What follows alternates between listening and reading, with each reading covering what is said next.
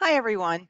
Today I'll be covering how to create a rolling 12-month report in WebQuery comparative time reports.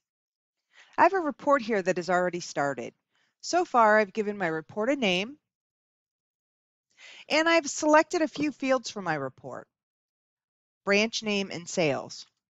For this report, I want to show individual month breakouts by branch for the last 12 months, and I want these dates to update automatically with the new months rolling in and the old months rolling out each month.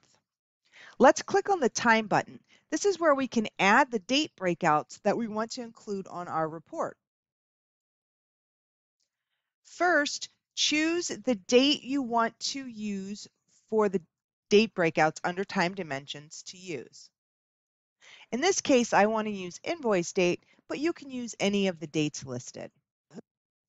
Next, let's choose the display options we want on our report. Each date that we add to our report will use the display options we choose.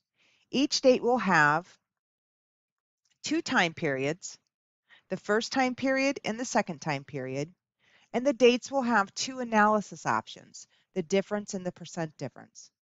You also have some options for the date display, the date title row, the actual dates, and the week numbers. By default, all of these options, except for week numbers, will be turned on, but you can turn off any of these options. For this report, I only want to see month breakouts. I do not want to see the difference or percent difference between any of the dates. So turn off the difference and percent difference by clicking on the toggle buttons next to each label. When that selection is turned off, the toggle will turn gray. Next, let's select the time periods to add to this report. First, remove the default date that's included on your report by clicking the Remove button next to that date.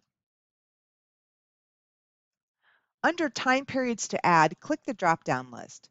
This will display all the different date ranges I can add to my report.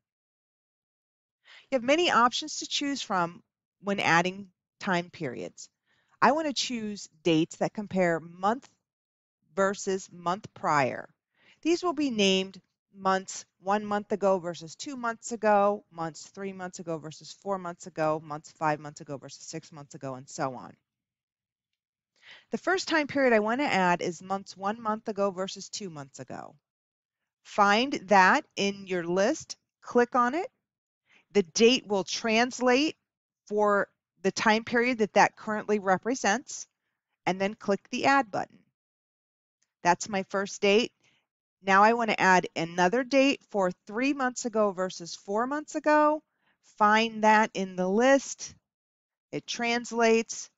You click the Add button and just continue doing this for each date in your 12-month selection range.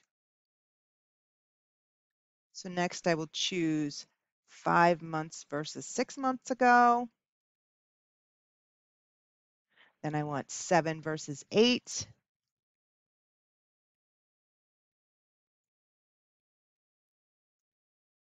9 versus 10.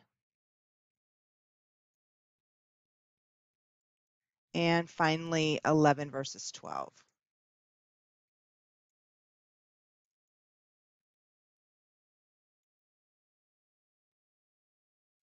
Once I have all my dates added, I check to make sure that these are in the correct order. If my position is wrong on my dates, I can change the position by moving these up and down with the up and down arrows. WebQuery has these month comparison dates defined out through 24 months. If you want to go out further than 12 months, you can continue adding dates. Let's run this report and see what it returns. Click on Report Options, then Run Report.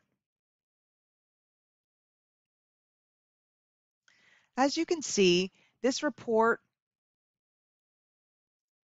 is giving us a nice breakout month by month for each individual branch. If you want to clean this report up a little bit, you can also remove the date title row, and that's this section at the top here. Let's click on Report Options and go back to the Time Selection section and turn off the toggle for Date Title Row. Again, click on the toggle and it turns gray to turn off. Let's run this report and see what it looks like now. Again, click on Run Report.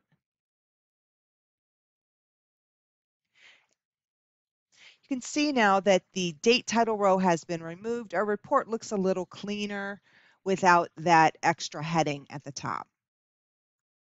Now let's save this report. Click on Report Options at the top and save the report. My report is saved. Now that my report is saved, I can use this report again as a template to use over and over to evaluate rolling 12-month sales for product groups, sales reps, customers, or any other fields in the sales data set.